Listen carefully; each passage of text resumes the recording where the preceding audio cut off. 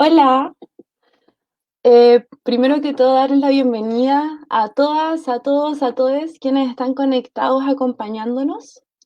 y quienes también están sintonizando ya la última sesión de este espacio que pensamos desde la Asamblea de Mujeres del Gulmapu y que buscó reunir un poco a distintas compañeras que se organizan desde el sur del territorio para compartir reflexiones, compartir sentires respecto a distintos procesos políticos que estamos abordando tanto internamente como también de manera colectiva. Septiembre para nosotras como mujeres que se posicionan un poco desde una vereda organizada, desde una vereda igual revolucionaria, que se posicionan desde la lucha de los pueblos, es un mes que es cargado de memorias, que es cargado de historias y el sentido que le damos también a estos encuentros, a estos puntos de reunión, es generar alianzas, es compartir análisis, es potenciar también a las distintas organizaciones que trabajan y con quienes nos encontramos en este territorio. Y en este sentido también entendemos que la experiencia del ser mujer, de reconocernos como mujeres, abarca tanto una experiencia personal como también colectiva.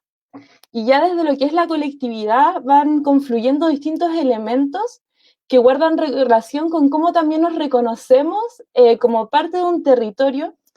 del territorio en el que habitamos y de las luchas también que se levantan desde estos territorios. Es decir, reconocernos un poco desde una historia mayor, una historia más amplia. En este sentido, nos hemos hecho parte de las luchas de los pueblos, de distintos procesos que se aceleraron con lo que fue octubre del 2019 y que abren un escenario donde se hace un poco más posible, un poco más real y tangible el proceso de transformación profunda que anhelamos. Como sabemos también, todo este proceso de transformación no ha sido fácil, no ha sido gratuito tampoco,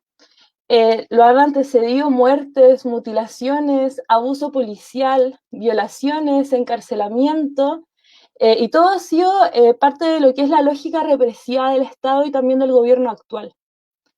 Sin embargo, y a pesar de eso, las convicciones propias de un pueblo que ya no tiene mucho más que perder, resistió a todo lo que fue la represión, la violencia organizada,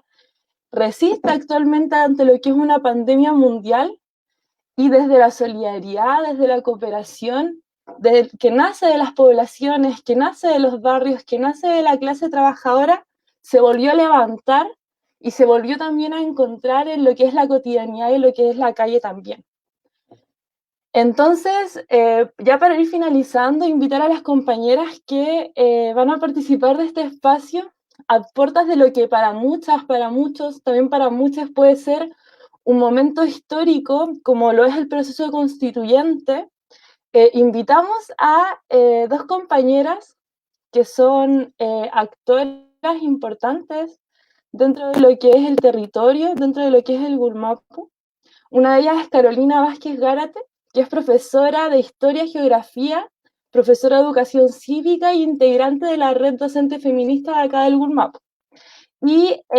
Manuela Arroyo Letelier, doctora en Derecho, abogada de Modatima y también de la Alianza Territorial Mapuche.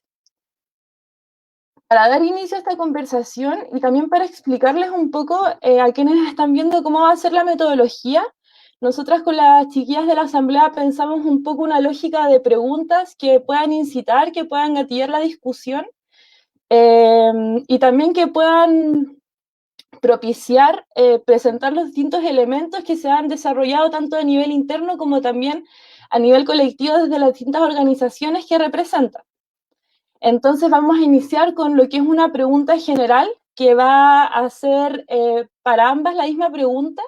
Después vamos a hacer preguntas un poco más focalizadas al trabajo que desarrollan las compañeras y vamos a cerrar también con una pregunta general que ya va a guardar más relación con el proceso constituyente y también el territorio de la Araucanía del Gulmapu. Así que eso, muy bienvenidas a las dos, muy agradecidas nosotras como asamblea de que hayan aceptado la invitación. Y bueno, voy a hacer la pregunta general y ahí ustedes van respondiendo. El orden va a ser primero Carolina y después Manuela. Y ahí cuando den respuesta a la pregunta en general también pueden hacer su presentación y todo eso. Bueno, lo que queríamos abordar en esta primera parte era un poco qué significó para ustedes y para sus espacios de participación todo lo que fue el estallido social de octubre y qué demandas se aceleran y se vienen a vislumbrar como necesarias desde sus espacios de organización a raíz de todo este proceso político que fuimos viviendo.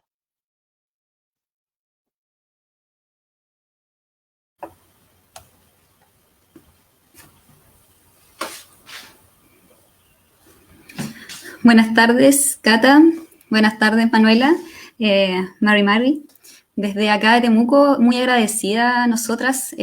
como profesoras feministas, estudiantes también de pedagogía feminista, de esta invitación, de estas reflexiones hacia un proceso constituyente. Les mencionaba hace un rato de que esto nos ha servido mucho a nosotras. Como red territorial, parte de REDOFEM, nosotras nos unimos hace muy poquito, pero REDOFEM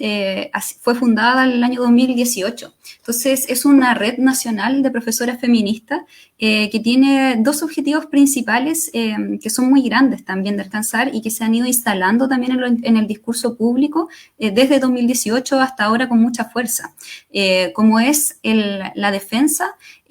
por una educación no sexista y también promover una pedagogía feminista, que son parte de las demandas que tiene REDOFEM y es parte también de los objetivos que logra alcanzar con esta red nacional que se ha articulado desde 2018. En cuanto a la pregunta qué significó para nosotras y para nuestro espacio de organización el estallido social, es también precisamente ligado al objetivo con el que surge REDOFEM, y es levantar entonces en el discurso público, en el discurso de las demandas sociales, una educación no sexista y una pedagogía feminista, ¿ya? El tema de la educación no sexista surge como un gran tema que es transversal también a toda la sociedad. En cuanto al tema de la pedagogía feminista, es algo que nosotras vemos como necesario ir trabajando en la autoformación de los y les docentes. Todas nosotras, las profesoras, las trabajadoras de la educación, las estudiantes de pedagogía, fuimos parte del estallido social, dentro de nuestros núcleos territoriales, dentro de nuestras propias organizaciones e instituciones. Nos levantamos desde octubre y todos los meses que ha durado el estallido social. Entendemos también que nuestras demandas no se han bajado. Nuestras demandas siguen ahí muy latentes y todas las demandas también, como decías anteriormente, están unidas sí o sí a un territorio. Nosotras vamos por este proceso constituyente, queremos hacernos parte, vamos por el apruebo, vamos por una convención constitucional. Y es porque también todo este tema del estallido social nos levantó ciertos sentimientos y sentires muy grandes, muy profundos, como el poder ver que el pueblo está presente y que se levanta nuevamente este concepto, el pueblo se acepta y nos unimos y nos vemos todos acá reflejados a través de demandas que son sumamente fuertes, transversales y que nos van a constituir como un poder constituyente para levantar una nueva constitución.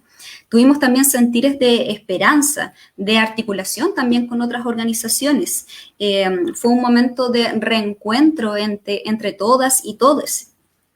Y de la ciudadanía principalmente, el ver cómo este pueblo se transforma en una ciudadanía crítica y en una ciudadanía súper activa. Pero también está este otro lado donde nosotras también sentimos miedo, sentimos rabia frente a la criminalización que está teniendo y tiene todavía la protesta social, cuando viene de estos sectores que no gustan a las élites políticas. Entonces también eso nos genera esta otra contraparte. Y bueno, eso a modo de resumen de esta pregunta general que tenemos de cómo nosotras vivimos este estallido social.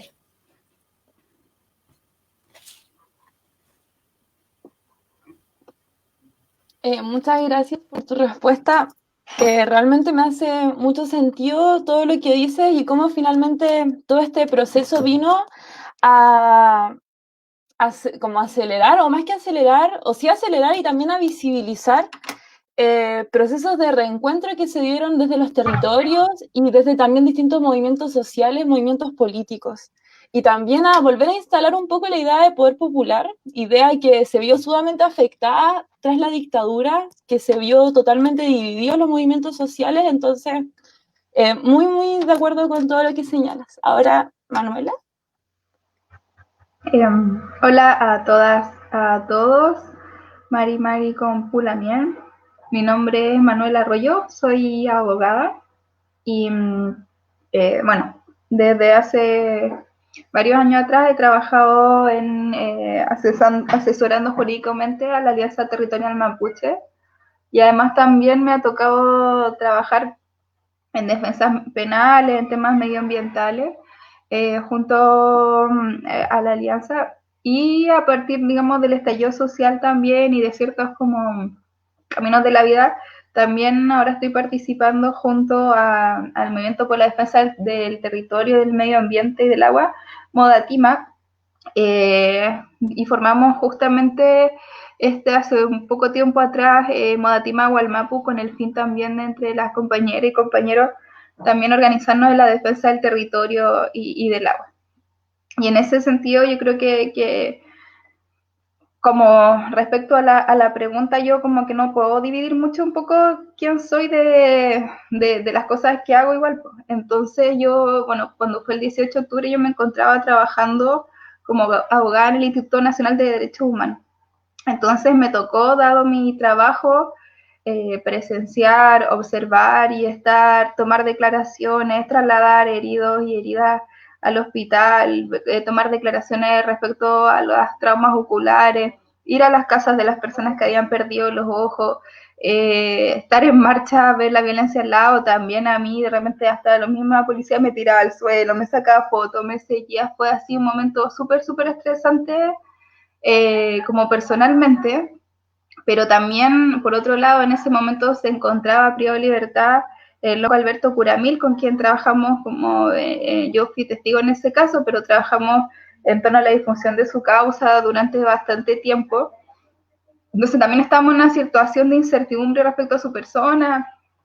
a lo que estaba pasando como en Chile y también un poco viendo cómo esta misma violencia que históricamente se ejerció aquí en el Gualmapu se trasladaba también a las ciudades y a Santiago y a norte de Chile, en el fondo como, y de forma sistemática también, porque cuando vemos que en distintas ciudades de Chile van pasando los mismos hechos, las mismas personas perdiendo como que van pasando mismas dinámicas, también ahí existe una violencia sistemática del Estado respecto de quienes estaban ejerciendo un derecho legítimo que es un derecho a la protesta.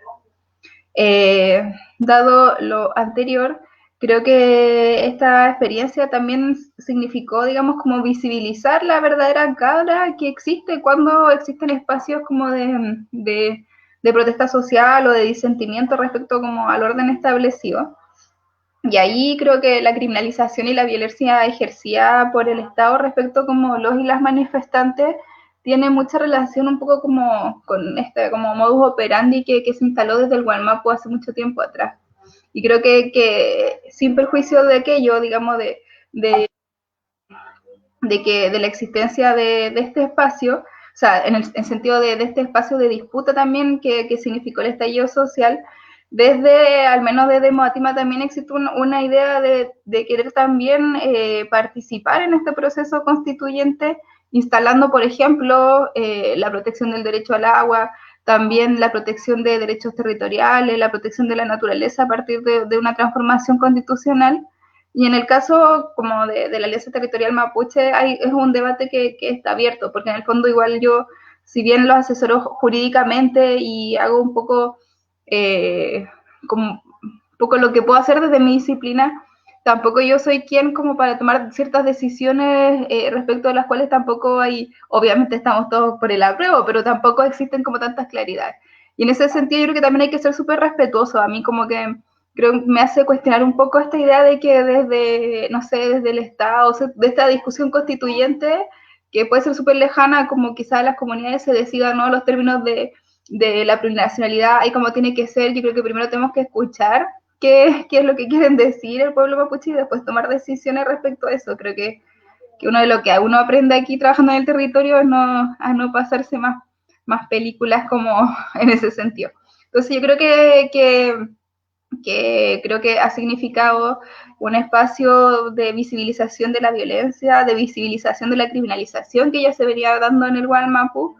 pero también de la mano de una puerta que se abre una oportunidad que creo que no es la central, que creo que no es lo único, creo que el proceso del estallido social no puede acabarse en la Constitución, pero que creo que sí igual puede servir para otorgar poder o de cierta forma como sistematizar estas estructuras participativas y de poder popular como hablábamos recientemente. Y creo que ahí el rol de las mujeres es central, más allá de como de esta participación en espacios como liberales o paritarios, sino que tiene que ver con cómo instalamos nuestras demandas también en un nuevo ordenamiento jurídico y nuevas demandas también desde nuestros derechos sexuales y reproductivos, pero también desde otras formas de organizarnos y de vivir y también de poner como la vida en el centro. Creo que eso es lo principal.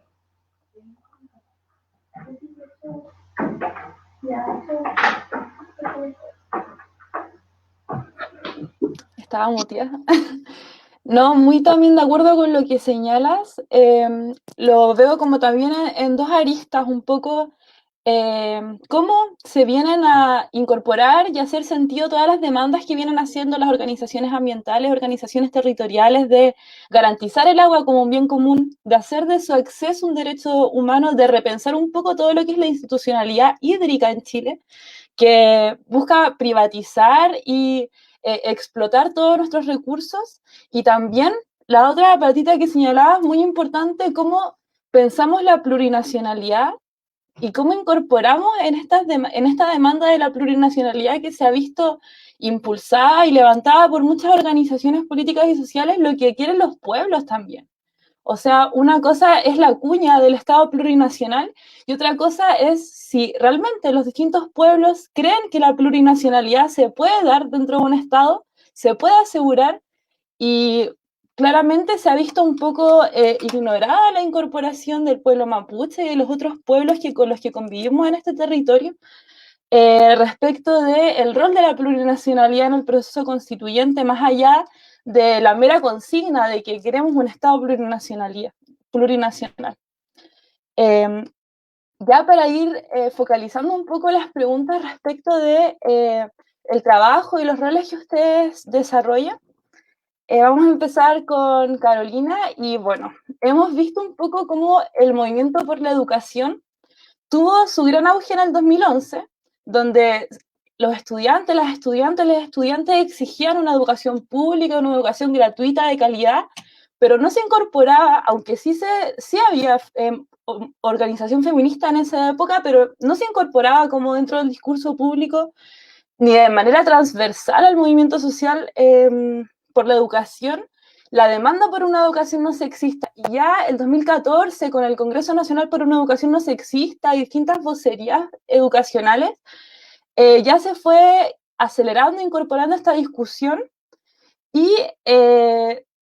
nos empezamos a hacer la pregunta desde las organizaciones que, como ya, queremos una educación gratuita, pero ¿cuál es la educación por la que están luchando los movimientos sociales en la actualidad? En el marco de esta pregunta nacen varias iniciativas, como nombramos el Congreso por una Educación No Sexista, el Congreso de una Educación para los Pueblos, creo, el 2015-2016. Nacen organizaciones políticas, sociales por una educación gratuita y no sexista, y entre ellas también nace todo lo que fue la Red Docente Feminista del año 2018, y este año felizmente nace también acá en el Gulmapu. Entonces nos interesa saber un poco cuál es el trabajo que ustedes tienen tanto a nivel nacional, a nivel local, y qué acciones también proyectan para todo lo que es este 2020.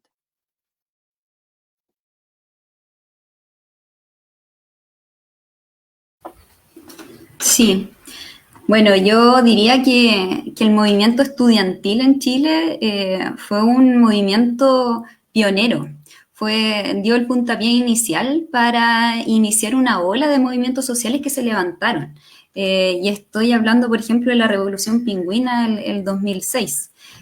Afortunadamente, yo me siento muy afortunada de esto, que he podido vivir en una época en donde he sido actor principal de todos estos procesos y todos estos movimientos sociales que se han levantado desde el 2006. Y claro, como dices, ya desde 2014 empieza a visualizarse fuertemente que existe también dentro de la educación una demanda que es particular pero general a la vez, porque recordemos que nosotras somos la mitad de la población en el país, las mujeres, y tenemos una educación que sigue siendo muy sexista, tanto institucionalmente como dentro de las aulas, en la práctica docente. Entonces, a pesar de que, por ejemplo, el Ministerio de Educación ha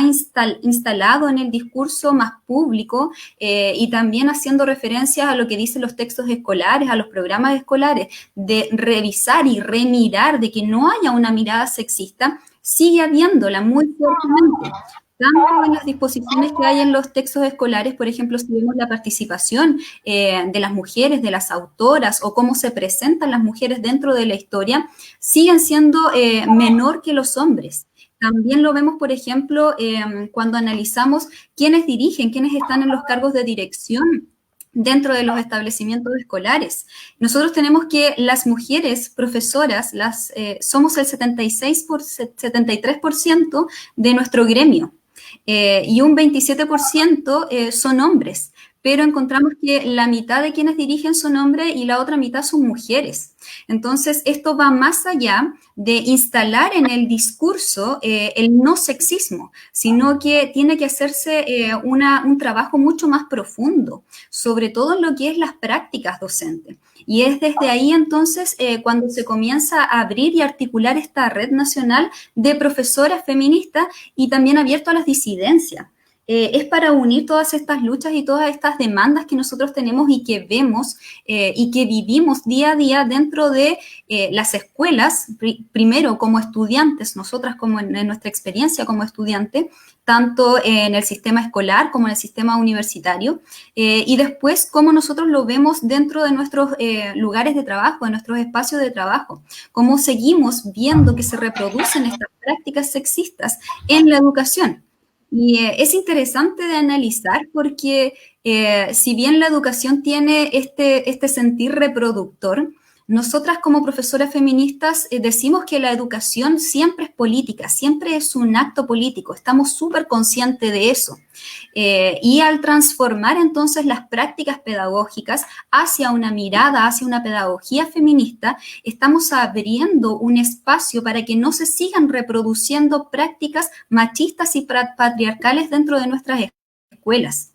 Con esto, ¿qué es lo que queremos lograr? No es algo no es una lucha particular, no es porque solamente nosotras nos sintamos cómodas con esto, sino que nosotras también somos defensoras de la niñez y de la adolescencia. Y al reproducirse prácticas machistas y patriarcales dentro de las escuelas, estamos coartando también la libertad de las niñas, niños y adolescentes. No estamos entregando ni estamos asegurando una educación que sea realmente de calidad y que genere oportunidades para todos. Entonces, la lucha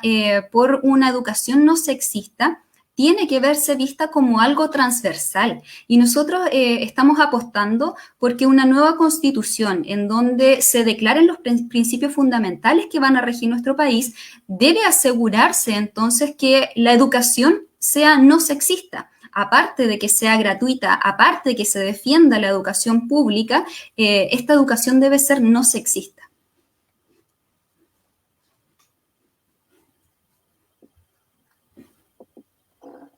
Claro, como tú mencionabas, la educación en sí no es un espacio neutral, es un espacio de disputa, es un espacio que reproduce ciertas lógicas que en este momento está reproduciendo las lógicas de la sociedad actual, una sociedad profundamente capitalista, colonialista, patriarcal, pero no es algo estático, no es algo que se tiene que mantener así. Porque, como mencionabas, puede reproducir también otras demandas, otros anhelos que se levantan desde los movimientos sociales. Y tomando este punto de partida, que la educación viene a ser un poco un campo de disputa que está levantando en este momento distintas organizaciones, entre ellas ustedes también, ¿cómo viene el proceso constituyente a abrir un camino de disputa respecto de la integración de la educación no sexista como parte elemental de un sistema educativo, cuál es un poco el rol de las profesoras feministas en la construcción de este modelo social y cómo se materializa también la demanda por una educación no sexista, como muchas veces, yo recuerdo, me tocó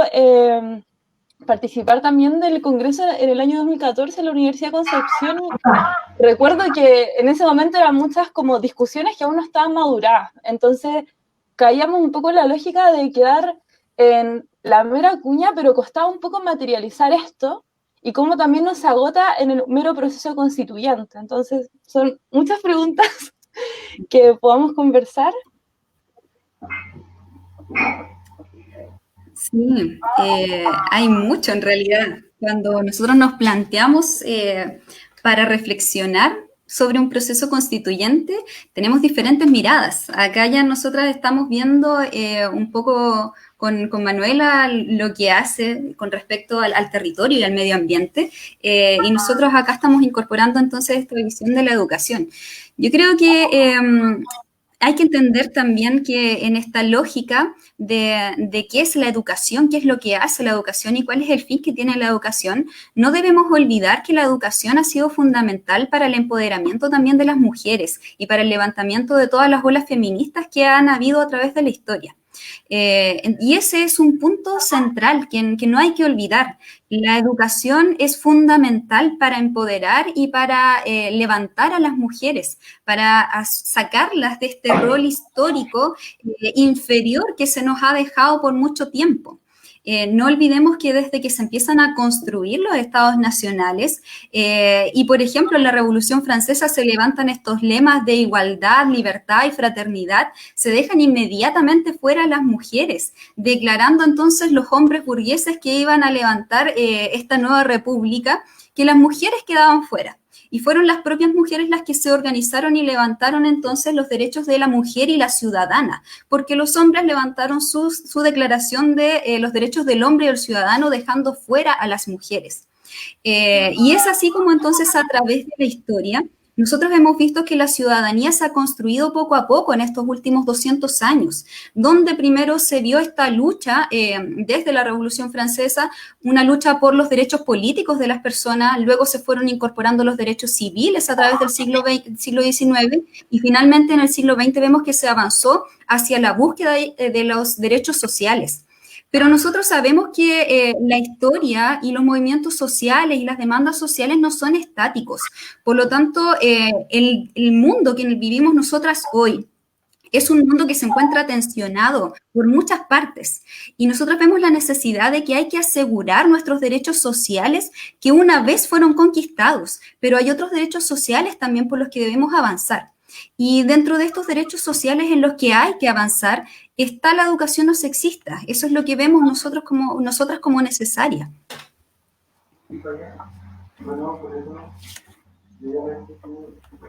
Sin lugar a dudas, es una de las demandas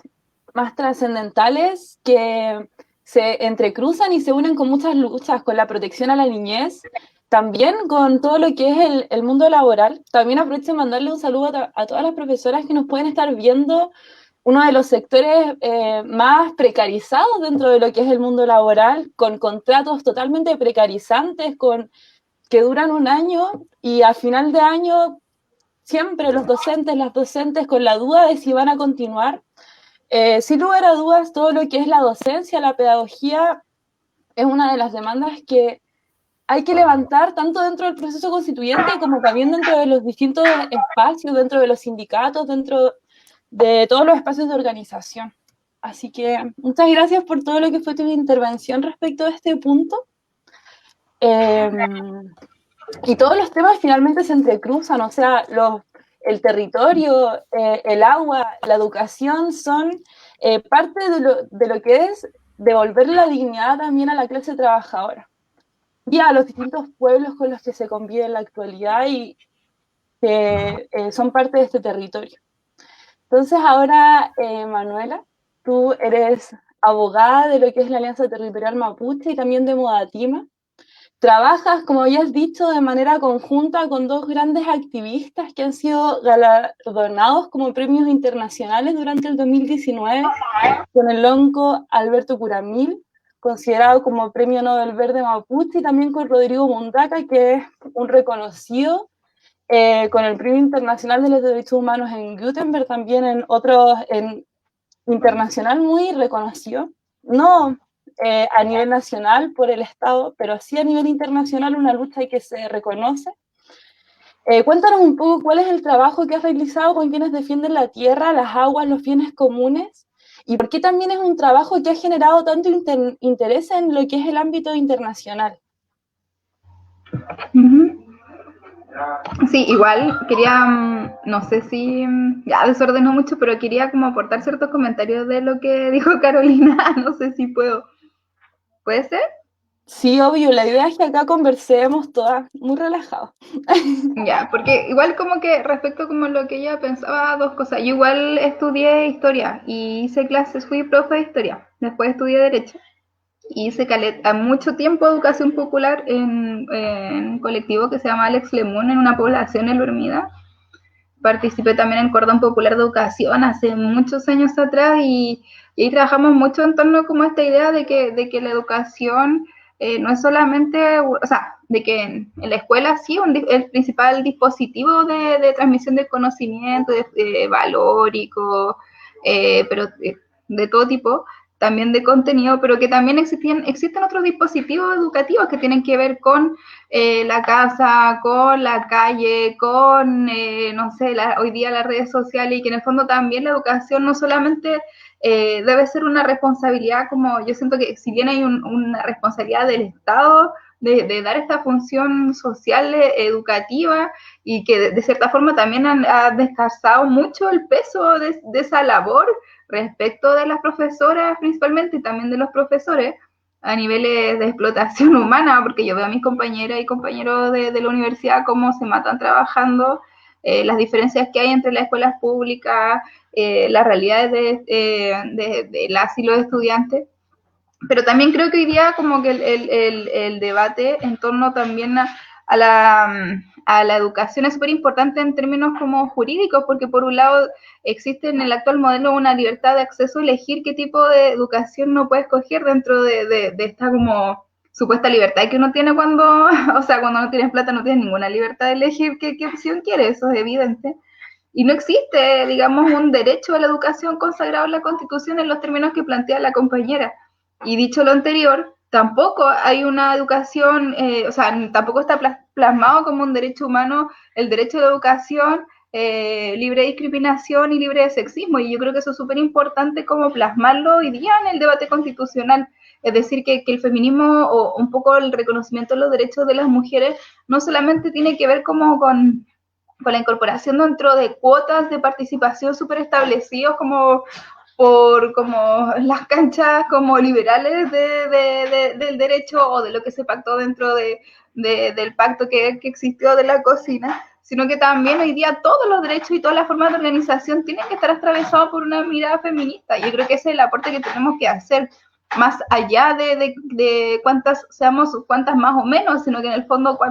que en el fondo que sea una mirada transversal, y creo que eso tiene que ver con la salud, con la vida, con los derechos sexuales y reproductivos, en el fondo que tiene que atravesar todo, una mirada que sea protectora de la naturaleza y de los derechos de las mujeres, tiene que abarcar, digamos, todos esos ámbitos, sea cual sea el derecho. Y creo que también, por otro lado, también la historia del feminismo ha ido desbordando los canales institucionales, porque si bien digamos, en el siglo XX se conquistó el derecho al sufragio, ello no significó de que el sistema patriarcal se modificara. Entonces, ya, ojo, participemos de esto ya sí, obvio, porque lo queremos cambiar y porque sabemos que la Constitución es importante y sabemos que como mujeres inteligentes que podemos disputar espacios ahí, pero eso no se acaba ahí, ¿cachai? Entonces, como también a partir de ese debate constitucional, hablar respecto a qué tipo de educación queremos, en qué la responsabilizamos, si en las municipalidades o en el Estado, o si es que los profesores se pueden organizar de otra forma, o si pueden existir, no sé, escuelas autogestionadas, donde no exista un sostenedor que se quede con los recursos y que lucre con la educación. Entonces yo creo que son muchos debates que tenemos que dar, pero que ello no solamente puede irse, como que en el fondo no tiene que ver solamente con esos expertos de los centros de educación, de las grandes universidades, sino que le preguntemos a lo y las profes qué tipo de escuela quieren, qué tipo de educación quieren, cómo quieren organizarse, y creo que eso pasa también por debatir en torno a cómo queremos construir este proceso. Y eso es súper también feminista, porque en el fondo igual las mujeres nos organizamos de otra forma, nos escuchamos, nos respetamos, y en ese sentido, claro, igual tú me preguntas como respecto con los compañeros, cómo han sido los procesos, son procesos como en el cual nos hermanamos también en las luchas, también nos hermanamos en los procesos, nos conocemos, en el caso como de Alberto, llevamos muchos años trabajando con su familia, con su hija, con sus hijos, y ahí es complicado porque también cuando uno habla respecto como a la prisión, cuando existen presos políticos, finalmente quienes se llevan la carga, a mi juicio y desde mi experiencia, son muchas veces las mujeres, o sea, son las compañeras, son las hijas, son las mamás las que tienen que ir a la cárcel, llevan la encomienda, están en la casa, levantan en el campo, que sí, que no, que el problema, que no sé quién, que la aboga. Y eso es heavy, porque en el fondo, cuando allanan las casas, cuando ejercen toda esa violencia, cuando en el fondo afectan todos estos derechos, niños, niñas y adolescentes mapuches, quienes se llevan también la carga de esos cuidados, finalmente son las mujeres. Entonces, y también, y eso de uno va a la escuela y vas viendo como el tipo de educación que se da, creo que ahí hay muchos temas, y ahí en ese caso yo creo que igual los compañeros han llevado adelante un proceso de lucha y de defensa del territorio, y es ahí donde también ha caído la criminalización, la represión y los seguimientos, y creo que hoy día, digamos, es súper complicado, pero también admiro un poco, mucho el trabajo que hayan llevado los compañeros adelante, y obviamente como mujer siempre son espacios que no están exentos de tensiones, de miradas, pero que siempre nos vamos encontrando también en una lucha en común. O sea, yo igual creo que si bien la perspectiva feminista tiene que ser transversal a todas las luchas y a todos los procesos, ellos también estamos de la mano con compañeros que están luchando y que tenemos que darnos también de la mano, ir creciendo en estos procesos, ir avanzando en estos desafíos y defender junto a la naturaleza y finalmente el modo de vida que queremos tener. Yo creo que el feminismo también pone los cuidados en el centro, pone la vida en el centro, y creo que desde ahí tenemos que comprender estos nuevos procesos, tanto desde como los derechos que queremos proteger, pero también desde las formas que queremos construir, o que ya están construidas desde los territorios y de qué forma dialogan como con el ordenamiento jurídico. Eso, digamos, a grandes rasgos. Sí, muchas cosas, ¿verdad? Primero, muy de acuerdo con que el feminismo en un momento, y no creo que erróneamente, sino que creo que como parte igual de un proceso de aprendizaje que todos fuimos teniendo, siempre se incorporó como algo aislado, así como ya, estaba la organización y estaba la comisión feminista. Pero claro, después nos fuimos dando cuenta de que el feminismo viene un poco a ser un eje transversal que se incorpora tanto desde la lucha por la educación, desde la lucha por los territorios, desde la lucha por autonomía. Finalmente es un enfoque que le vamos dando a las formas en que nos relacionamos y las formas en que nos organizamos. Y el feminismo también viene a discutir un poco eso, más aún ligado a la educación. Yo también me organizo en educación en una escuela sindical y me ha tocado trabajar con muchas dirigentes sindicales que han incorporado el feminismo también dentro de su cotidianidad, dentro de su trabajo diario, y sin lugar a dudas viene a ser un eje transversal. Que también va tomando distintas posiciones, de repente más cercana a la institucionalidad, de repente mucho más alejada de la institucionalidad, y también tiene distintos enfoques dentro del área de la economía, especialmente, y vemos también como el modelo económico actual, el modelo político, el modelo social propicia y propone un modelo de despojo que se asocia un poco a la apropiación del agua y al extractivismo de esta misma. Por otra parte, el gobierno actual es un fiel partidario del modelo privado de las aguas, que este sea un bien de capital que genera plusvalía para lo que son sus tenedores. Y un poco desde la perspectiva jurídico-legislativa, ¿cómo afecta la actual Constitución a los procesos de defensa de las aguas y los territorios? ¿Y cuáles son un poco las principales demandas o puntos claves que tú has visto como abogada, que tú también ves desde tu individualidad y que se ven desde tus espacios de organización que consideran que son necesarios levantar en el marco de un proceso constituyente. Y ahí yo pienso muchas cosas que de repente no se han tocado tanto. Por ejemplo, el régimen de propiedad, el reconocer otros tipos de propiedad, por ejemplo, el artículo 19, número 24, que habla un poco del dominio de las aguas, etc. Entonces ahí sí nos puedes comentar en esa línea.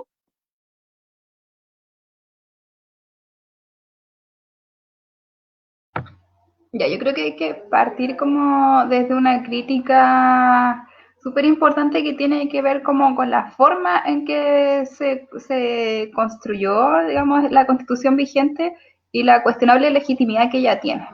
¿Ya? En primer término, como bien sabemos, una Constitución que proviene de una dictadura y que además fue redactada, como dijo también Carolina, por un grupo de hombres burgueses, de religiosos, conservadores encerrados en su oficina y en sus espacios de poder, y se creó un derecho, y como históricamente también ha sido creado por y para hombres, ¿ya? Y en ese sentido creo que es súper importante comprender que también el derecho, como también ha sido un dispositivo de opresión patriarcal, también ha sido un dispositivo de opresión racial, ya como de cierta forma reproducido también una lógica de colonialismo interno en el cual el Estado también se sitúa como un agente colonizador en términos de desconocer la existencia de otros pueblos al interior de los territorios, de desconocer otros paradigmas y otras formas de relacionarse con la naturaleza, con el conocimiento, con la vida. O sea, bien sabemos, la historia oficial ha sido una historia que lo que ha hecho durante siglos ha sido negar la existencia del pueblo como sujeto histórico, de las mujeres como sujetas históricas, de los pueblos indígenas también por una historia propia. Y es más, incluso tú podrías como ver que la historia del pueblo mapuche también es una historia muy desde los hombres mapuche, ¿no? Tampoco desde las mujeres, como esa historia como gloriosa que nos cuentan. Que son críticas que yo también he ido aprendiendo también escuchándolas la mía en los foros y todo. Y en ese sentido, creo que es súper importante también comprender de que como que el derecho tiene como un doble filo también, de cierta forma como que puede ser un dispositivo de opresión, también puede ser un dispositivo, una herramienta que puede servir como de liberación de ciertas trabas, de liberación de los pueblos, no siendo la única. Entonces, por ejemplo, claro, igual, obviamente el derecho occidental es un derecho súper colonial, pero igual el discurso de los derechos humanos, del derecho internacional, ha servido como argumento para, digamos, para cierto avance en torno como a este marco que es el marco liberal del derecho dentro de un sistema económico capitalista. Pero hoy día cuando hablamos del derecho a la libre determinación, los derechos de los pueblos indígenas, estamos hablando, o de los derechos de las mujeres, usamos la palabra derecho, entonces ya tiene una connotación como jurídica desde ahí. Entonces igual es súper importante también como ir pensando que la relevancia que tiene este debate jurídico en torno como muchos ámbitos de nuestra existencia. Y dicho lo anterior, yo creo que también es importante comprender de que si bien puede ser como este batalla que está al interior del derecho, también hoy día se encuentra muy en la balanza hacia el otro lado, es decir, también el sistema jurídico ha sido un dispositivo de desposesión de los territorios, los cuales se ven fuertemente presionados por políticas económicas que lo que hacen es finalmente dejar de lado la participación de los territorios, de la ciudadanía, respecto a qué quieren hacer en los lugares donde viven, donde han nacido. Por ejemplo, la negativa de firmar el Tratado de Escazú es un ejemplo de aquello así, pero horrible. Entonces, en el fondo, también yo creo que la protección de los derechos de los pueblos indígenas tiene que ver no solamente con una retórica, así como decía Cata, de como súper nominal respecto, como lo reconocemos, como que suene súper bonito, pero en la práctica seguimos manteniendo un modelo en los que los pueblos indígenas no viven en sus territorios, donde se siguen las empresas forestales, las empresas extractivas en el norte, explotando la naturaleza, devastando, digamos, ese equilibrio, un metabolismo social que existe. Entonces yo creo que hoy día el reconocimiento de los derechos del pueblo indígena pasa también por el reconocimiento de sus derechos territoriales, por el reconocimiento de esta idea de patrimonio o de propiedad colectiva, comunal, que está en función de también, ¿por qué no?, de la conservación de la naturaleza. como bienes que también son sujetos de derecho. Incluso vamos a ir reconociendo que el derecho actual hoy día reconoce incluso a los ríos como seres que son sujetos de derecho. Entonces son temas súper interesantes, hay constituciones que reconocen los derechos de la naturaleza, pero yo creo que no solamente tiene que ver con el reconocimiento de derechos, sino también, como les decía en un principio, como en cómo pensar en formas orgánicas de estructuración y de organización del pueblo, de los territorios, de las mujeres y de las comunidades, que permitan controlar a sus representantes y decir, bueno, yo te voté para esto, esto es lo que yo quiero, esto es lo que yo exijo, y este modelo no me gusta, y yo no quiero que esto se ponga acá. Entonces, en el fondo, ¿cómo también vamos construyendo ese tipo de modelo que le hagamos el peso al Estado y que no sea solamente una política de Estado céntrica, sino también que pensemos en cómo desde el pueblo, desde los territorios, desde las mujeres nos organizamos para hacerle el peso a quienes toman las decisiones? Si no, vamos a seguir replicando lo mismo que pasó en el plebiscito del 89, vamos a seguir replicando un modelo súper como que puede ser participativo de representación, pero en donde el pueblo no tiene, digamos, el peso suficiente para controlar a sus representantes, y creo que es un gran problema hoy día. Claro.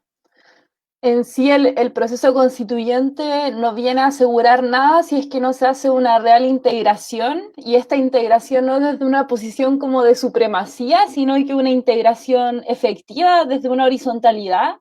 respecto de los distintos tipos de regímenes que también se reconocen hace ya muchos años desde las distintas comunidades. O sea, existen otros tipos de propiedad distinta a la privada, existen las propiedades colectivas, las propiedades comunitarias,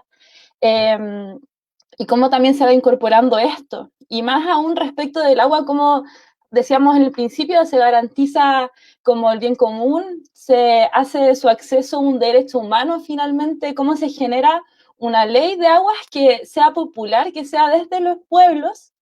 y cómo se restituye la propiedad del agua al dominio de la tierra. Y también se repiensa la institucionalidad, porque actualmente la institucionalidad que rige al agua es no sé, la Dirección General de Aguas, toda la institucionalidad totalmente vieja y extractivista. Entonces son muchos elementos que hay que ir generando y que tienen que ser parte del proceso constituyente, pero también tienen que ser parte ya del discurso cotidiano y un poco horizontal a todo lo que son las luchas que se levantan de los pueblos. Eso. Ya como para ir aunando ideas y entrelazando proyecciones entre las tres un poco, y también a 4 semanas del plebiscito, ¿ustedes cómo proyectan lo que es el proceso constituyente desde sus espacios? ¿Cuál es igual un poco la relevancia que le dan? Porque hemos visto que desde acá, desde el territorio, las organizaciones igual han tomado distintas posiciones. Yo aún no sé si eso es como bueno, malo, positivo, negativo. Hay gente que lo ve con mucha rabia. Yo igual entiendo un poco la propia inseguridad que pueden tener ciertas personas respecto del proyecto. En este sentido, ¿cuáles son sus posiciones respecto de la política de alianzas que se tiene que levantar un poco desde el Gulmapu sobre el proceso constituyente, y cómo proyectan esta política de alianzas en el entendido de que el proceso constituyente no solamente acaba en el plebiscito, sino que es algo a largo plazo?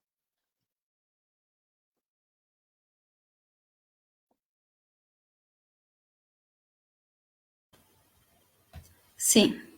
yo creo que dentro de las organizaciones sociales, dentro de todas las personas que hemos tratado de organizarnos de alguna u otra manera históricamente, existe siempre este temor y esta desconfianza. Yo creo que el acuerdo llamado Cocina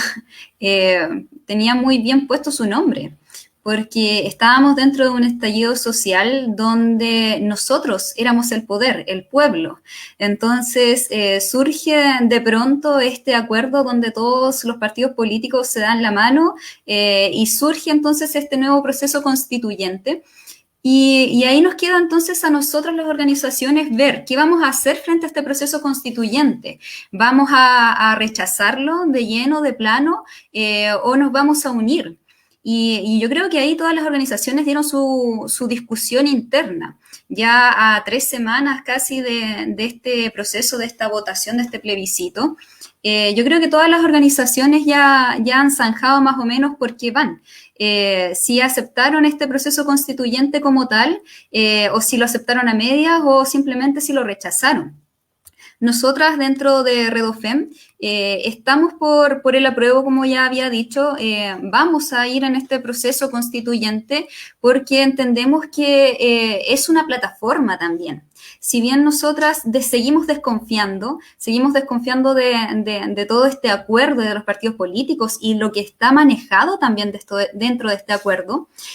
no vamos a salir de la discusión pública, nos vamos a quedar en la discusión pública y nos vamos a empoderar también de la discusión pública, porque nosotros tenemos demandas que son sumamente importantes y que vemos necesaria visibilizar. Entonces, siendo parte del discurso, es la forma en la cual nosotros podemos avanzar en asegurar ciertos derechos que nosotros vemos como fundamentales. Primero, derechos educativos, porque somos profesoras también, entonces los derechos educativos de las demandas estudiantiles que han habido siempre. Y aquí no solamente es importante visibilizar lo que tienen que decir las y los profesores, como decía Manuel hace un rato, sino también lo que dicen los estudiantes, porque recordemos que el rol de los estudiantes ha sido fundamental para levantar todos los movimientos sociales que hemos visto en la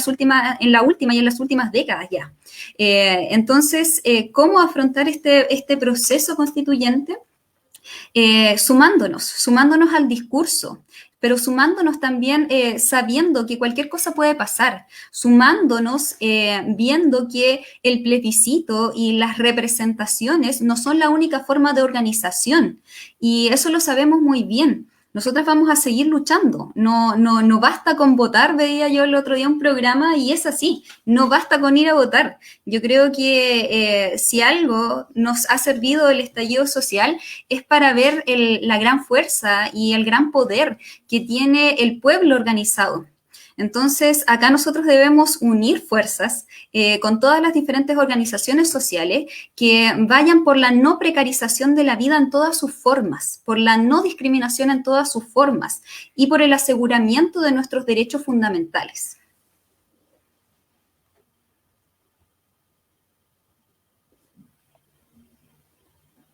También, siguiendo contigo, Caro, como una pregunta que hacían por el chat, ¿cómo igual se incluye un poco la educación no sexista en este proceso constituyente? ¿Cómo cómo la materializamos? ¿Cómo la hacemos un poco más tangible? ¿Cuáles tú crees que son los elementos principales que debería tener en el ámbito educativo este nuevo proceso constituyente y esta nueva constitución que estamos pensando entre todas, todes y todos? Claro, hay que pensar que la Constitución es la carta fundamental, es la norma general que rige a todos los estados de derecho. Y Chile es un estado de derecho. Por lo tanto, la Constitución, primero para ser legítima, debe representar ciertos valores, ciertos principios, ciertas creencias de la sociedad y del pueblo. Y tenemos una serie de constituciones en la historia de nuestro país que jamás han representado eso, jamás han representado los valores, las creencias y los principios del pueblo. Entonces tenemos esta instancia que, si bien está manejada por un acuerdo, tenemos toda la experiencia de los últimos movimientos sociales y del estallido social muy fuertemente, muy latente todavía en nuestros cuerpos. Entonces,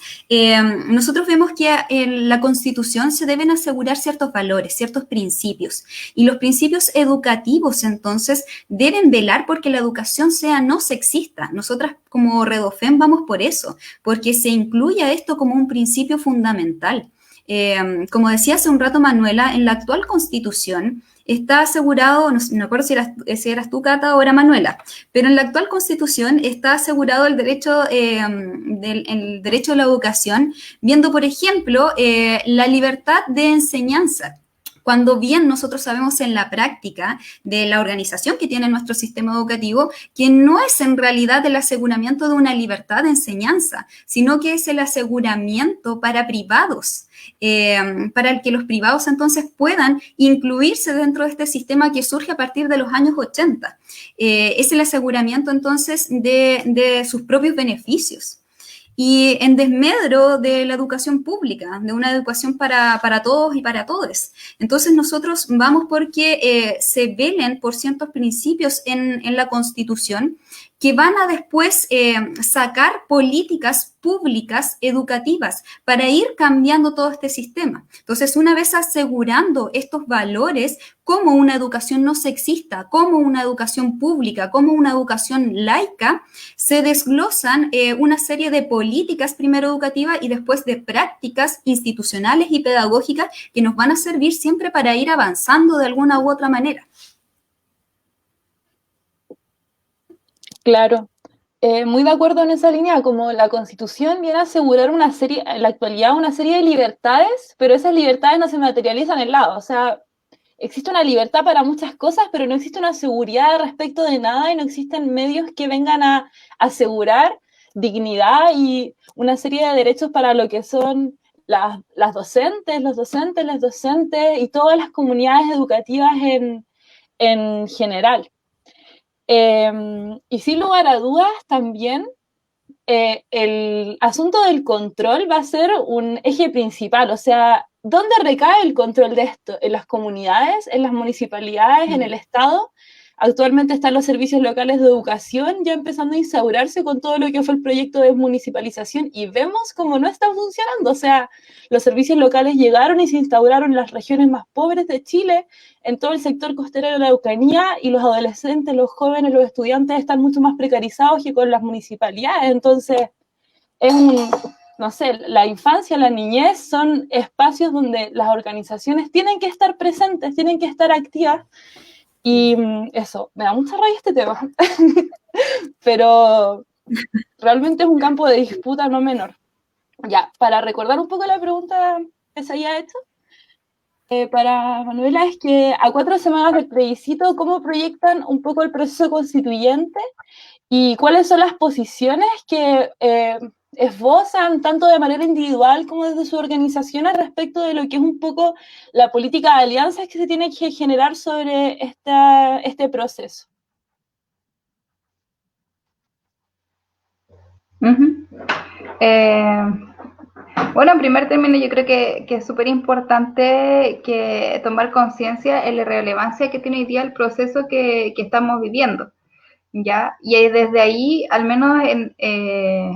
como yo he participado en instancias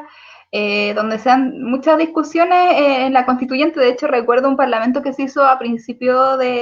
enero de este año, donde participaron distintas organizaciones mapuche y finalmente fue como que el debate fue como que había mucha gente, muchas posturas distintas y que no había como una voz única ni un pensamiento único para entender el tema. Igual yo creo que es súper importante como comprender que el pueblo mapuche es un pueblo igual que el chileno en términos de que existen variedad de pensamientos y que en el fondo hoy día las necesidades del pueblo mapuche, en mi juicio, son el reconocimiento de sus derechos territoriales y culturales, y desde ahí sí es posible generar espacios de diálogo con la institucionalidad chilena. Yo creo que son oportunidades relevantes, pero no desde un rayado de cancha como liberal dado por el Estado, así como te reconozco, pero en mi cancha y en la medida de que yo quiero, me parece que sigue siendo algo muy colonial y no me parece que sea adecuado.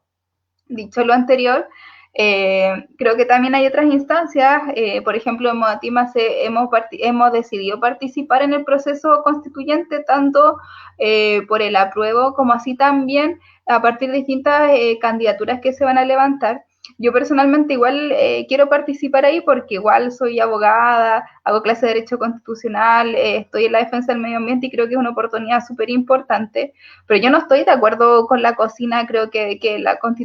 constituyente es un camino más, creo que también son espacios en disputa, pero que eso no significa que tenemos que soltar las calles ni soltar nuestros espacios de organización y de exigencia de nuestros derechos, porque finalmente el poder, bien sabemos hoy día, está en otro lado y tiene que ver que el poder también está en el capital, que mueve finalmente hoy día un país tan desigual como el nuestro. Y creo que si no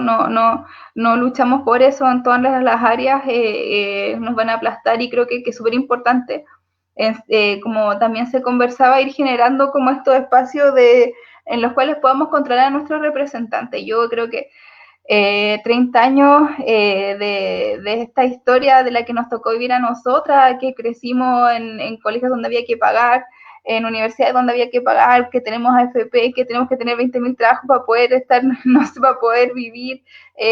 digamos, como de la forma en que queremos, y si es que tenemos la oportunidad de estudiar, que si no tenéis que ver cómo podéis criar a tus cabras chicas, que no te da. Entonces igual es una situación súper complicada, y yo creo que hoy día debemos resignificar la forma en que estamos estructuradas como sociedad. Creo que también es súper importante que quienes también llevamos las labores de cuidado, que finalmente hacen que esta sociedad exista. Si las mujeres no cuidáramos a los niños y niñas o a las personas ancianas, o sea, el sistema de pensiones, finalmente, ¿en quién presiona más la vida de quién? ¿Quiénes son las cuidadoras? ¿Quiénes, digamos, tienen que cuidar una sanidad absolutamente desprotegida en un país que le da 80.000 pesos mensuales y que los remedios te cuestan 100? Entonces, creo que ahí hay muchos temas que tenemos que conversar, y principalmente hoy día la defensa de la naturaleza es un tema que es central. No podemos seguir sosteniendo una realidad que depreda la naturaleza, que está devastando el ecosistema. Finalmente, igual como mujeres también sabemos que podemos vivir de otra forma, que podemos vivir, digamos, en una situación, una relación mucho más equilibrada con nuestro entorno, que no necesitamos explotarlo todo para poder sobrevivir, y yo creo que eso tiene que ver con una concepción muy patriarcal de entender la naturaleza, el mundo, y de acumular y acumular y crecer, sino lo que quiere es vivir tranquila, en dignidad, que la naturaleza pueda existir y que nuestros hijos, nuestra madre, nuestros padres, nuestros hermanos y hermanas sean felices, y más, no queremos que se destruya el universo, lo único que queremos es que se reconozcan nuestros derechos y vivir en dignidad. Y creo que eso es algo, desde ahí tenemos que ir pensando, ¿no? Desde la acumulación de poder, de cómo históricamente se creó hoy día la política en Chile. Y creo que eso hoy día son desafíos súper importantes, y que somos las personas normales, que tenemos criterios, que tenemos que definir cómo queremos vivir, ¿no? Personas que han vivido históricamente sus privilegios con sueldos millonarios, en un burbuja del barrio alto, porque no representan la realidad de quienes salimos a la calle a exigir una nueva constitución, sea el del partido que sea. Sí, muy de acuerdo, y sobre lo de los trabajos de cuidado también, o sea, es un tema que ha abordado el feminismo ya hace muchos años.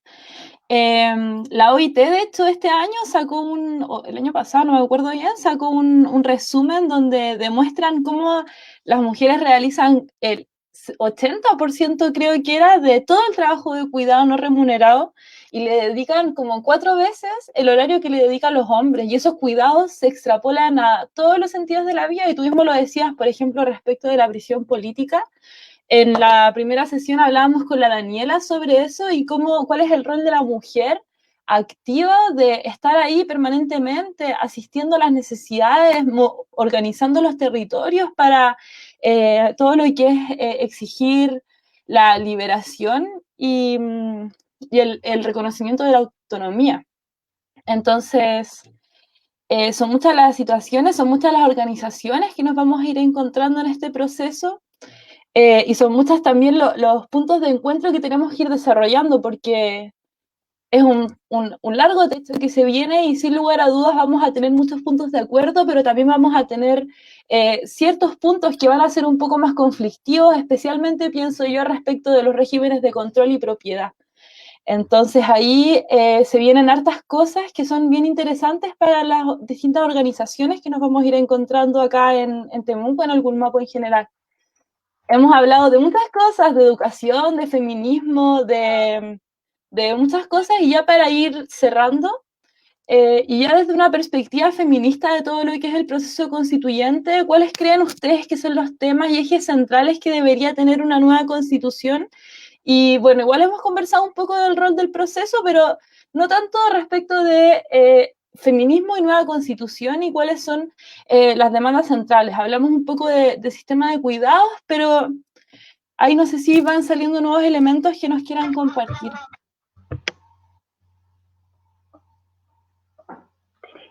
Derecho sexual y reproductivo.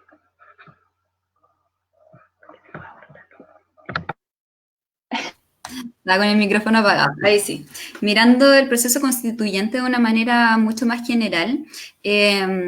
bueno, tenemos un montón de cosas, yo creo, que queremos cambiar, porque las demandas no solamente era una nueva constitución, sino que hay millones de microdemandas también que deben asegurarse de alguna u otra manera en esta nueva constitución. que esperamos que salga a la luz. Y ahí yo voy a poner dos puntos que a mí me interesan mucho como profesora feminista, y es el tema de remirar, por ejemplo, cuál es el rol que tiene la mujer en la sociedad chilena, porque si vemos la actual Constitución, que no fue escrita con apoyo de las mujeres ni pensando en las mujeres, no se visualiza realmente cuál es el rol que tiene la mujer en la sociedad chilena. ¿Qué es lo que hace la mujer chilena dentro de la política, en los espacios públicos? ¿Qué es lo que dice la Constitución? Entonces, remirar un poco eso en una nueva Constitución. También ante el proceso constituyente y viendo el tema de la paridad, no sé, a mí me parece que está bien, sí, está muy bien el tema de la paridad, pero si hay mujeres que no van contra todo tipo de opresión, si hay mujeres que no van contra todo tipo de precarización, si hay mujeres que avalan eso, entonces no veo mucho de qué sirva la paridad si no podemos también asegurar estas demandas que son ultramente legítimas,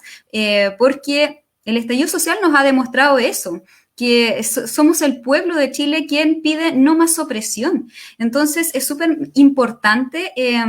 poder visualizar esto también, que no basta solamente con la paridad, sino que también tenemos que asegurar ciertas demandas que nosotras tenemos, como por ejemplo la no precarización de la vida y ir contra todo tipo de discriminación. No solamente la discriminación hacia la mujer, sino la discriminación de tipo racial, sexual y todo tipo de discriminación. Y todo tipo de opresión también. Entonces, hay una demanda súper fuerte que se levantó desde el estallido social y es cambiar el modelo económico. Y eso es algo en que los partidos políticos hacen vista gorda,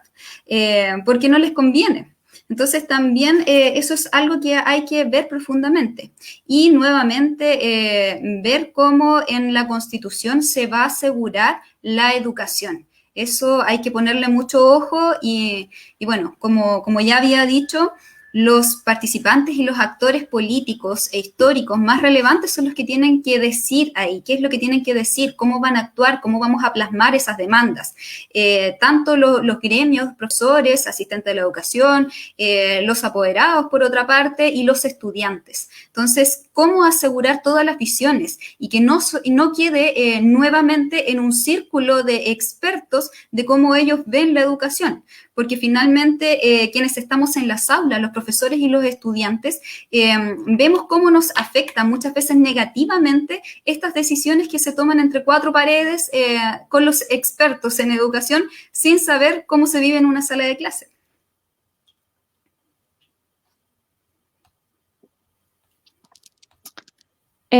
Manuela, voy a repetir la pregunta igual. Desde una perspectiva feminista de todo lo que es el proceso constituyente que se avecina, ¿cuáles son los temas y ejes centrales que una nueva constitución debería abordar y cuál es el rol un poco que vas a tomar dentro de lo que es este proceso? Que igual ya lo habíamos conversado previamente.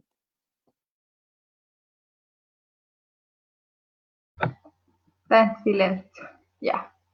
El otro día me tocó la oportunidad de conversar con un profesor que fue parte del proceso constituyente ecuatoriano del 2008, de la Asamblea Constituyente. Y si tú lees la Asamblea Constituyente, o sea, perdón, la Constitución de Ecuador, es una constitución que en la parte como de los derechos es súper linda porque reconoce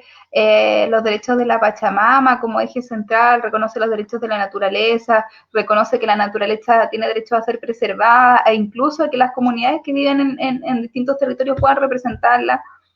Creo que esa parte es súper importante y súper interesante, pero en el momento en que, por ejemplo, en Ecuador tuvo que enfrentarse como al dilema en torno como qué hacer con estos proyectos de inversión que querían invertir en el Amazonas para poder tener más plata, para que el Estado creciera y así dar más beneficio a las personas, pero a costa de explotar el Amazonas y la naturaleza, finalmente se tomó la decisión de decir, bueno, que pase este proyecto y finalmente vamos a ir como creando más recursos para poder mejorar en el futuro. Y finalmente se siguió manteniendo, esto es un puro ejemplo, pero en el fondo un sistema extractivista respecto a un sistema no extractivista, en el fondo porque tiene una retórica progresista, pluralista, pero en la práctica como que el modelo sigue siendo igual que previo a la Constitución del 2008. Entonces,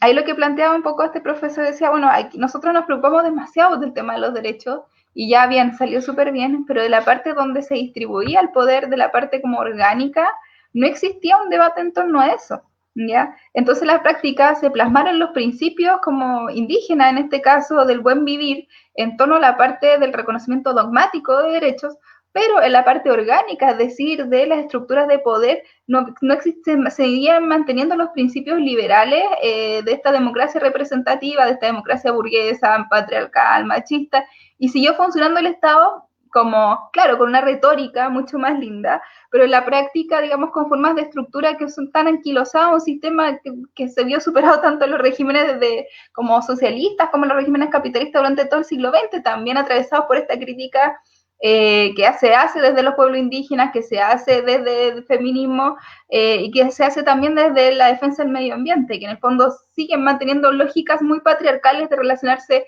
con las mujeres, con los territorios, con los pueblos, y en la práctica, digamos, bien sabemos cuáles son los resultados. Entonces yo creo que hoy día, además de como lo planteaba la compañera en torno al reconocimiento y cómo se tienen que dar estos debates como transversales desde el feminismo también, de poner la vida en el centro y todas las formas de vida en el centro de cualquier debate constitucional que debamos dar. Creo que también es súper importante como mujeres,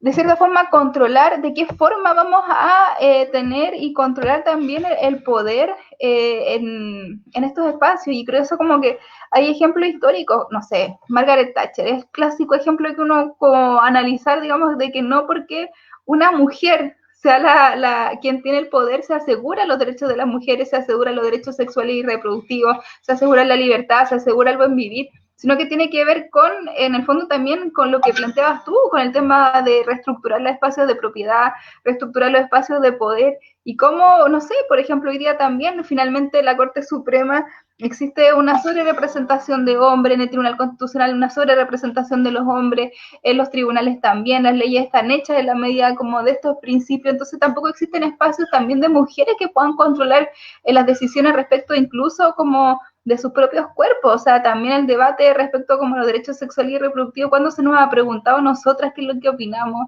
Entonces, hay muchos temas respecto a los cuales tenemos que construir desde las mujeres también espacios de control y de decisión. Y creo que tienen que ver mucho más como con que exista un Ministerio de la Mujer o que exista paridad, porque la práctica es bailar como el mismo ritmo en la misma cancha de los de siempre. Y creo que el estallido social lo que hizo también fue desbordar estos espacios de institucionalidad, profundizar las formas de participación política. Creo que también sería la calle protestar es un derecho y son formas de participación política que sobrepasan como ir a votar una vez cada 4 años, y eso se tiene que dar también desde todos los espacios de participación y finalmente donde estamos, o sea, desde la escuela, desde las discusiones públicas, como también los y las estudiantes tienen participación respecto como a temas como la educación, como las organizaciones, porque en el fondo tú tienes responsabilidad penal desde los 14 años, pero no puedes votar hasta los 18, entonces como cosas así que en el fondo son muchas inconsecuencias, y creo que todos y todas tenemos que aportar desde nuestras miradas. Y creo que ahí el feminismo tiene que tener también una mirada crítica respecto a las estructuras del poder, como así también la defensa del medio ambiente, un capitalismo verde no sirve de nada, o también como un reconocimiento súper pluricultural, pero desde las lógicas liberales tampoco tiene ningún sentido. Entonces yo creo que es importante como ir construyendo como los caminos reales de ejercicio de nuestros derechos, de organización, tanto desde el tema del feminismo, de la defensa del medio ambiente, como de la defensa de los derechos de los pueblos indígenas. Claro, como la paridad, si bien es una, no sé, una ganada importante, como a raíz de largos años de lucha, nunca ha venido a asegurar nada. O sea, hay mujeres que son liberales, hay mujeres que son fascistas, hay mujeres que violan sistemáticamente los derechos humanos, y nosotras somos mujeres, somos feministas, pero también nos posicionamos desde una vereda, que es desde una vereda que trabaja desde los territorios, trabaja con los pueblos en lucha, trabaja con la clase trabajadora, y eso viene a ser un poco la lógica que me imagino que seguimos y que buscamos propiciar también desde nuestros espacios. Entonces, sin lugar a dudas, el feminismo viene a articular hartas luchas, y yo creo que eso es algo que yo valoro mucho también como feminista cómo el feminismo incorpora dentro de su lógica los feminismos, muchas luchas, muchas demandas, más que demandas, muchas temas que han sido desarrollados por organizaciones políticas, organizaciones sociales y distintas comunidades, comunidades educativas, comunidades territoriales, pueblos, naciones, etcétera.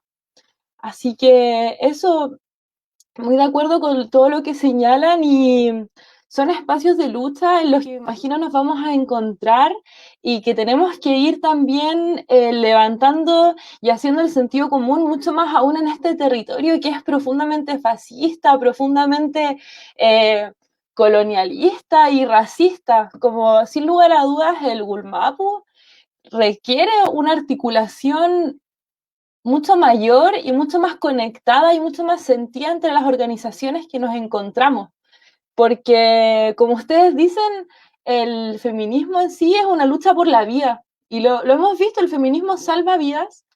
Y esa también es la lógica que se tiene que dar tanto dentro del proceso constituyente como también en las calles, porque el proceso constituyente no termina en el plebiscito, es un proceso largo que nos va a requerir muchas instancias de discusión, de encuentro, y eso no puede frenar tampoco nuestro trabajo cotidiano, que tiene que seguir y que tiene que seguir dándose ahí.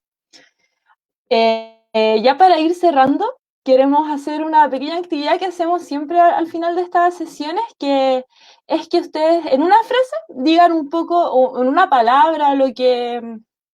como se les haga más cómodo, digan un poco sus expectativas, o no necesariamente sus expectativas, como sus temores, lo que sea respecto del proceso que se avecina. Entonces, como una frase cortita que responda respecto de eso.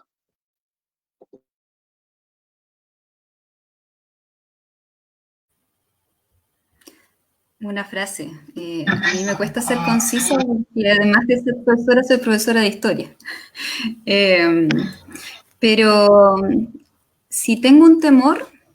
como profesora y como actora, actriz política de este proceso, es que la ciudadanía se quede solamente y nuevamente con esto, con el tema de la votación y la representatividad, y vuelva a decaer nuevamente este empoderamiento del pueblo y de la ciudadanía. Ese es mi mayor temor ante este proceso constituyente, que todo se vuelva, como pasó en el plebiscito del 88, una ilusión. Ya yo. ¿Conocen esa frase así del gato pardismo, que todo cambie para que todo siga igual? Ese es como mi principal temor, que sean puros cambios cosméticos y que en el fondo sigamos bajo una nueva legitimidad sosteniendo un sistema de desigualdad y de opresión. Claro. Muy en la línea igual, como ambos temores que señalan. Y por eso también es importante, como decían, como no abandonar también las luchas que estamos dando a cabo, como el proceso no se acaba ahí y nuestra inserción en los territorios es también una prioridad y también es algo que lógicamente se va a ir integrando. Eso, no sé si quieren hacer como un cruce de opiniones respecto de lo que dijo cada una de ustedes antes de ya cerrar, o algo que quieran Quiero pasar decir un respecto. aviso. Dale. Ahí quiero pasar un aviso, que en la coordinadora 8M está organizando una escuela constituyente que se llama Procesos Constituyentes en América Latina. Y el jueves 1 de octubre a las 7 de la tarde van a haber 4 compañeras que van a exponer. Una de ellas, Raquel Gutiérrez, que nos habla desde la experiencia boliviana. Y otras compañeras que hablan desde Ecuador. Y en el fondo yo creo que igual es súper importante como igual preguntarle a otras compañeras de Latinoamérica a ver cómo lo vivieron en sus asambleas constituyentes, sus procesos, porque también creo que igual no vamos a inventar el hilo negro, entonces creo que también hay que escuchar a otras compañeras, tampoco ver la política solamente desde que la Francia y Estados Unidos, sino también ver nuestra experiencia latinoamericana y aprender ahí. Así que nada, y Raquel Gutiérrez, lo máximo, yo me leo el libro y me voló el cerebro, así que súper haciendo propaganda. Bacán. Caro, no sé si tú quieres agregar algo más ya para ir cerrando. Sí, bueno, voy a aprovechar el puntapié de los avisos para que sigan a nuestra red, a Redofem, Redofem Chile, Redofem Gulumapu. Desde ahí, desde Redofem Chile, se van anunciando siempre cuáles son las actividades que se van levantando en los diferentes territorios. Entonces, yo creo que igual este proceso nos ha abierto a una nueva forma de educación, súper informal, pero que es súper linda también a la vez y que yo creo que no debemos abandonar, que es la autoformación en los diferentes espacios. Hoy día estamos acá a través de los medios virtuales y ojalá que se sumen a otros medios que ya también hay. Entonces, invitar, no sé, a todas las que nos están viendo a continuar con este proceso de autoformación. Como los espacios el espacio que está mencionando ahora Manuela o los diferentes espacios que están saliendo a través de las diferentes redes sociales y de nuestros círculos. Eso. Claro, la educación popular se ha visto muy acrecentada en la actualidad y se ha formado, a mi parecer, también toda una cultura como educativa en el ámbito leguleyo, como esta cosa de que se estén transmitiendo públicamente las audiencias ha generado como un interés muy grande en la población de sus derechos, de conocerlos, de acceder a ellos y de la defensa y promoción también de estos mismos. Así que, no, una muy buena instancia, de verdad, muy agradecida por el diálogo que se dio, por haber compartido nuestras opiniones, siempre desde el respeto, de la solidaridad, de la solidaridad. Y nada, muy agradecida. También le transmito el agradecimiento de parte de la Asamblea de Mujeres del Gulmapu. Y invitamos a todas, a todos, a todos quienes están viéndonos a que estén atentos a nuestras redes sociales. Se vienen hartas cosas importantes que estamos levantando. Vamos a levantar también una escuela donde vamos a conversar un poco respecto de la lógica punitivista que se está dando desde el Estado. Vamos a hablar de criminalización, vamos a también a estudiar la experiencia comparada de distintos pueblos que han repensado el sistema legislativo desde fuera del punitivismo. Y ahí, como decían también, nosotros no estamos inventando nada acá, hay hartas experiencias que anteceden, hay hartos pueblos que han generado distintas lógicas que escapan al capitalismo, que escapan al neoliberalismo y que son necesarias abordar también en este proceso de repensar un nuevo mundo. Así que muchas gracias a todos, a todas, a todos quienes estuvieron viendo. Y nada, eso sería todo. Que estén atentos a nuestras redes sociales y a lo que se viene durante todo octubre también, que se vienen hartas actividades conjuntas que se están trabajando desde las organizaciones que nos encontramos acá en el Gulmapu. Eso. Muchas gracias. Muchas gracias también a ustedes por la invitación. Chao, gracias por la invitación también.